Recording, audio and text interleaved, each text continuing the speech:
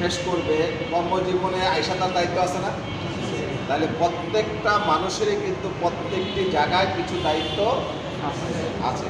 তাহলে ঠিক আমরা মুসলমান, আশরাফুল মাখলুকাত, সৃষ্টি আল্লাহর প্রতিনিধি, সেই হিসাবে আমার দায়িত্ব আছে না?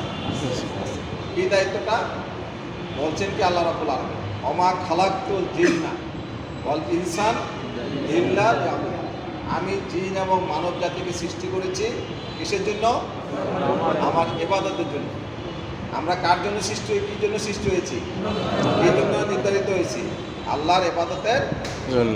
ইবাদতগুলো কি? প্রথম ইবাদতের নির্দেশটা আসছে কিভাবে? আল্লাহ রাব্বুল আলামিন কোরআনের প্রথম যে আয়াতটা নাযিল করেছেন মুহাম্মদ রাসূলুল্লাহ সাল্লাল্লাহু আলাইহি ওয়াসাল্লামের মাধ্যমে, সেখানে বলছেন কি, ইকরা বিসমি রাব্বিকাল্লাযী খালাক, পড়ো তোমার প্রভুর নামে যিনি তোমাকে সৃষ্টি করেছেন। তাইলে আপনার আমার প্রথম দায়িত্বটা কি? পড়া। কি পড়তে হবে? কোরআন পড়তে হবে, হাদিস পড়তে হবে, ইসলাম সম্পর্কে আমার জানতে হবে। কে দায়িত্বটা দিয়েছেন? আল্লাহ। আল্লাহ রাব্বুল আলামিন। তারপরে বলছেন কি দায়িত্ব?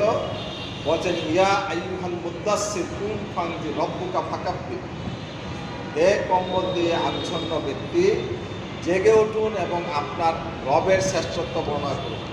তার মানে কি আমাদের দ্বিতীয় দায়িত্ব কি? আল্লাহর শ্রেষ্ঠত্ব বর্ণনা করা, তাই না?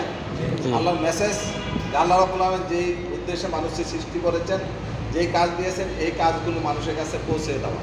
এই পৌঁছানোর জন্যই কিন্তু আজকে আমাদের এই ঘটনা। কিভাবে পৌঁছাইতে বলছে?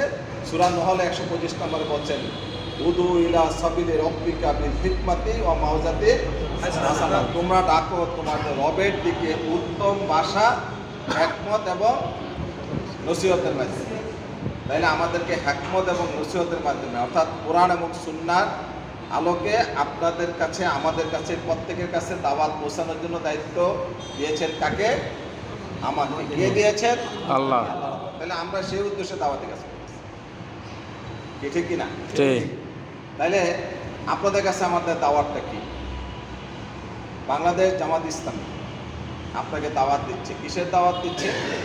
আপনাকে বলছেন যে আসুন আমরা কোরআন পড়ি। এই কথা যদি সংগঠনের জামাত ইসলামের মতো একটি সংগঠন বলে, আপনি কি সেই সংগঠনের সাথে থাকা উচিত কিনা?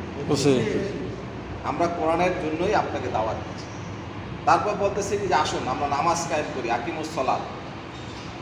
তাহলে যেই সংগঠন আপনাকে নামাজের জন্য দাওয়াত দিচ্ছে, আপনাকে সেই সংগঠন করা উচিত কিনা? আমরা আপনাকে দাওয়াত দিচ্ছি, আসুন আমর বিল মারুফ ওয়া নাহি আনিল মুনকার, সৎ কাজে আদেশ দেই, অসৎ কাজ থেকে মানুষকে বিরত রাখি। এই যে সংগঠনের কাজ করে, সেই সংগঠনের কাজ করা উচিত কিনা? তাহলে বাংলাদেশ জামাত ইসলামী নিছক কোনো রাজনৈতিক দলের নাম নয়। একটি সত্যকে জানা, সত্যকে বোঝা, সত্যকে গ্রহণ করা এবং সত্যের উপর প্রতিষ্ঠিত থেকে সত্যকে প্রতিষ্ঠার সংগঠনের নাম হচ্ছে বাংলাদেশ জামাত ইসলামী। তাহলে যেই সংগঠন এই কাজগুলো করে, এই সংগঠন আমার করা উচিত কিনা?